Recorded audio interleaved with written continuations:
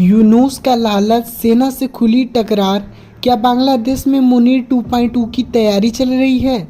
बांग्लादेश में मोहम्मद यूनुस के नेतृत्व वाली अंतरिम सरकार और सेना के बीच दरार की अटकलें बुधवार को तब और गहराई गई जब सेना प्रमुख जनरल वकार उज़्ज़मान ने कहा कि देश में दिसंबर तक चुनाव होने चाहिए। हलचल, संकट का आदेशा और एक बार फिर हिलती कुर्सी।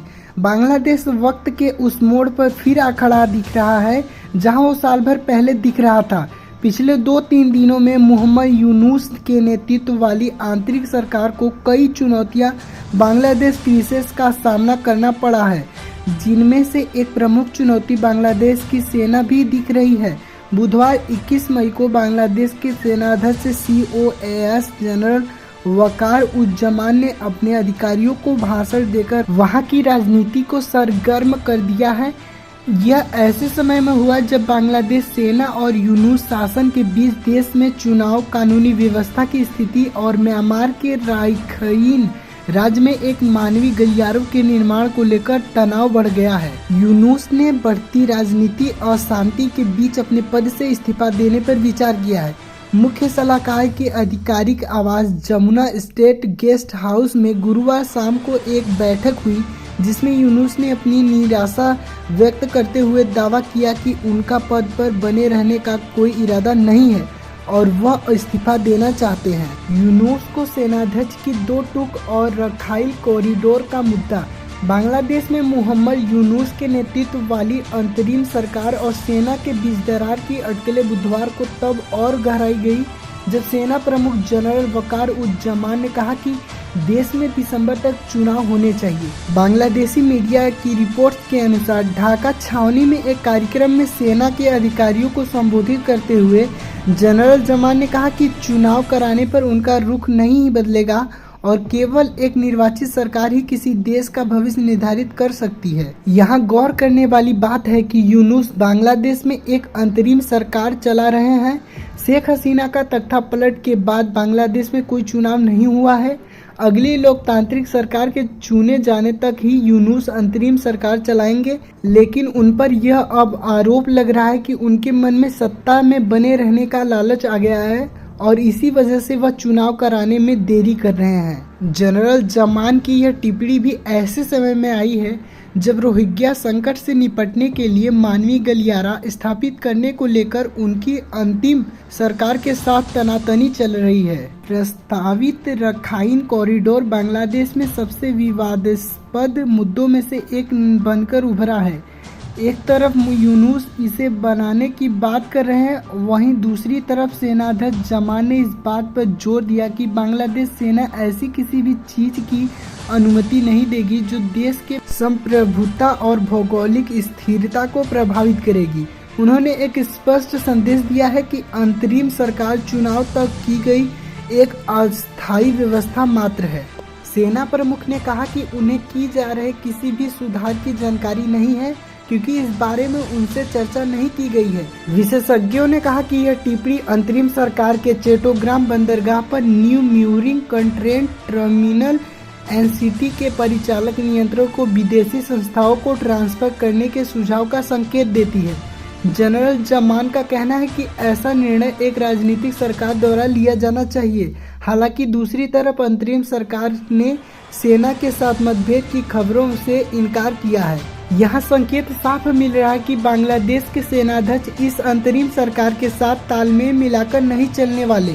अगर यूनुस की अंतरिम सरकार दिसंबर तक आम चुनाव नहीं कराती है तो स्थिति कोई भी रूप ले सकती है।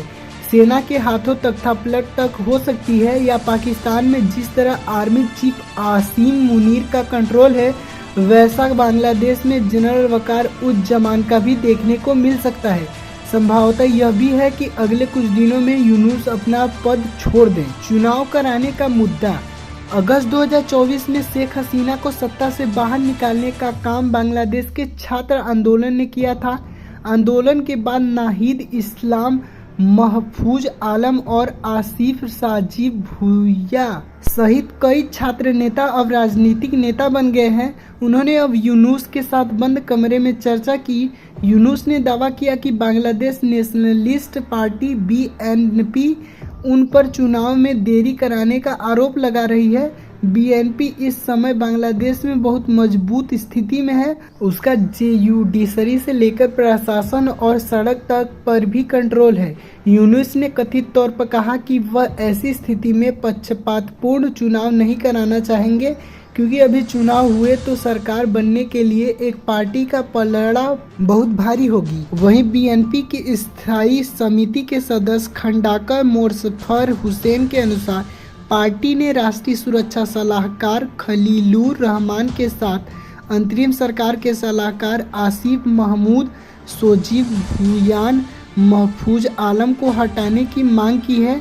पार्टी ने कहा कि अंतरिम सरकार की तटस्थता बनाए रखने के लिए इन सलाहकारों को उनके कर्तव्यों से मुक्त किया जाना चाहिए। बांग्लादेश में हावी पाकिस्तान समर्थक लॉबी। विशेषज्ञों का मानना है कि यूनुस वास्तविक मुद्दों से भटक रहे हैं और आम चुनाव प्रक्रिया में देरी करते दिख रहे हैं।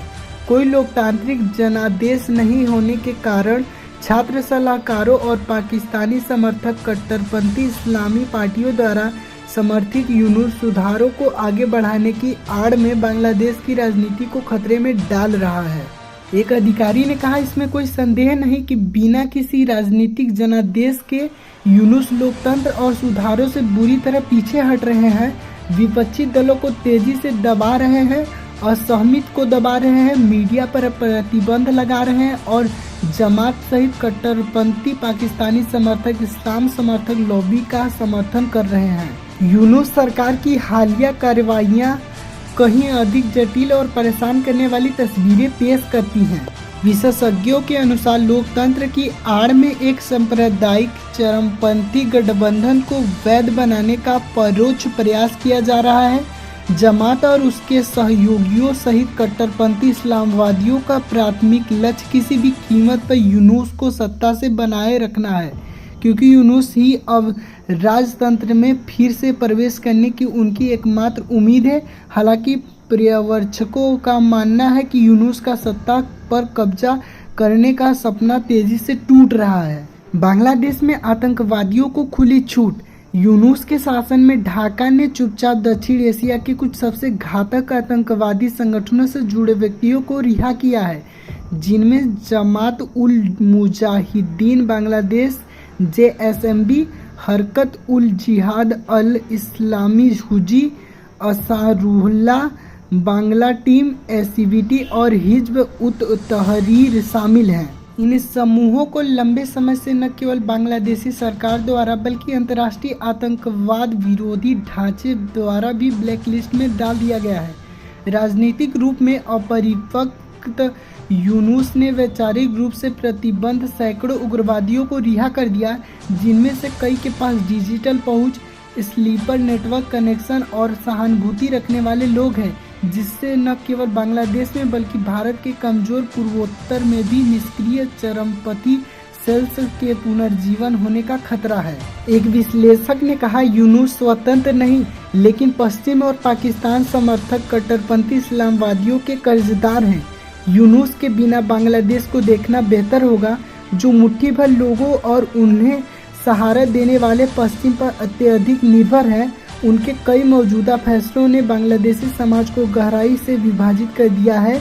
बांग्लादेश को संभालना उनकी क्षमता से परे है।